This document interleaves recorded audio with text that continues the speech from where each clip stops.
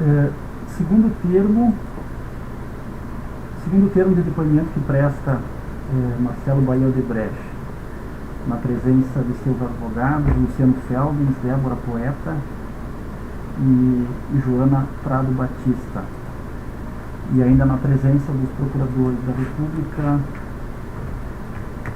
Geduda Viercelli e Antônio Carlos Welter. Marcelo, por favor, esclareça, confirme, por favor, que esses são seus defensores e que também tu estás depondo aqui na condição de colaborador do Ministério Público, na forma da Lei 12.850, e que esse teu depoimento é prestado de livre e espontânea vontade, e ainda que tu tens conhecimento de que é essencial que tu digas, que tu contribuas de forma efetiva para que tu tenha os benefícios previstos no teu acordo. Sim, somos defensores e estou aqui de maneira espontânea.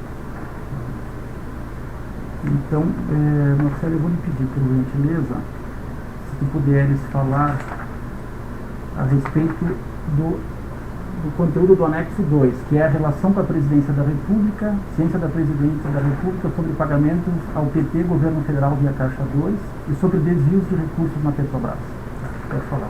Entre 2002 e 2008, no período que eu era líder da Engenharia e Construção, a relação principal com o PT Governo Federal se dava através do presidente do Conselho da Odebrecht, que era meu pai, e o diretor-presidente da Odebrecht S.A., que era Pedro Novis.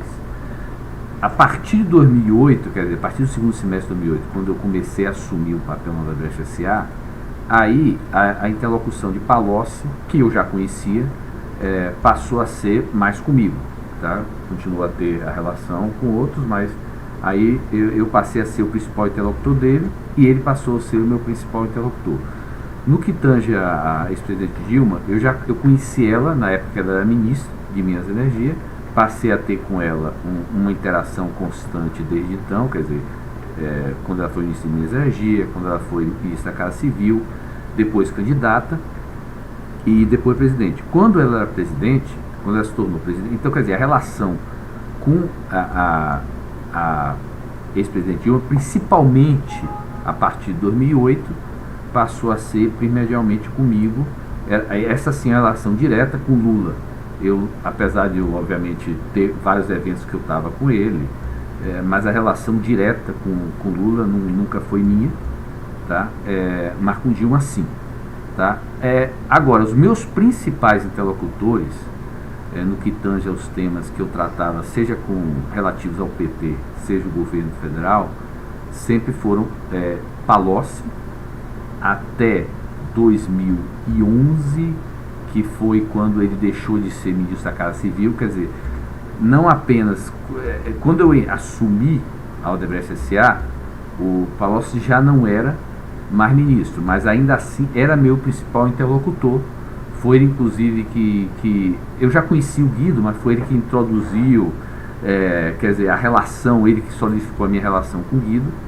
E ele continuou sendo meu principal interlocutor até 2011, até ele sair da Casa Civil. A partir daí, o principal interlocutor que eu passei a ter foi o Guido, e Palocci, a relação com Palocci já vinha, digamos assim, direcionada desde antes de eu assumir, imagino por Lula, a meu pai, o Pedro Novis, e com Guido, quer dizer, foi reforçada por Dilma várias vezes, que a relação principal seria com ele, inclusive temas de contribuição, qualquer tipo de coisa.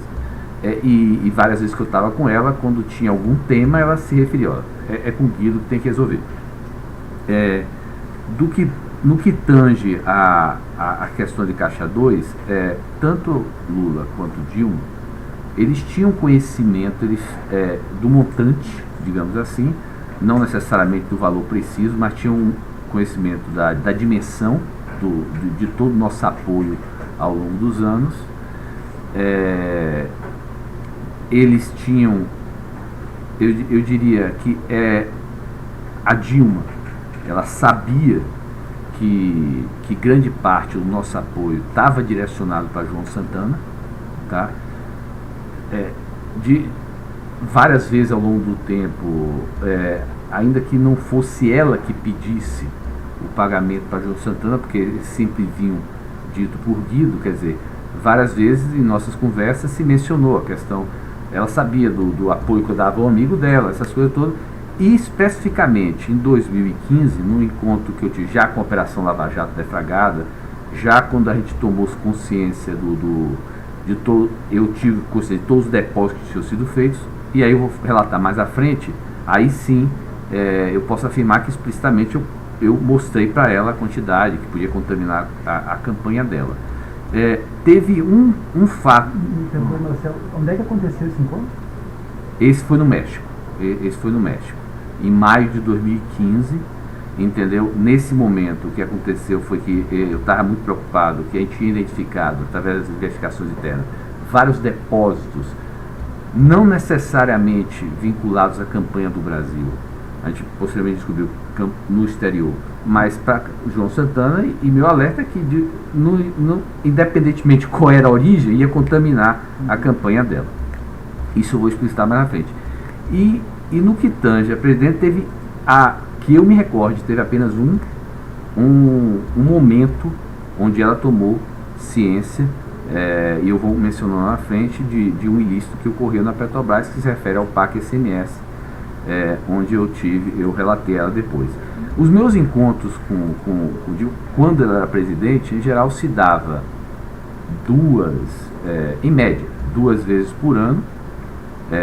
Não era uma coisa regular, podia ter mais 3, outro ano, né? Em geral eram encontros longos, quer dizer, era 2 a 4 horas, porque eu normalmente levava uma agenda e a presidente ela entrava em muitos dos tópicos, mas eu tinha vários encontros com ela, rápidos, ao longo do ano, por conta de eventos como inauguração de obras, visita que ela fazia a algumas obras nossas, eventos empresariais, e nessa oportunidade eu sempre encontrava uma maneira de estar com ela 5, 10, 20 minutos, onde eu repassava alguns temas mais urgentes com ela.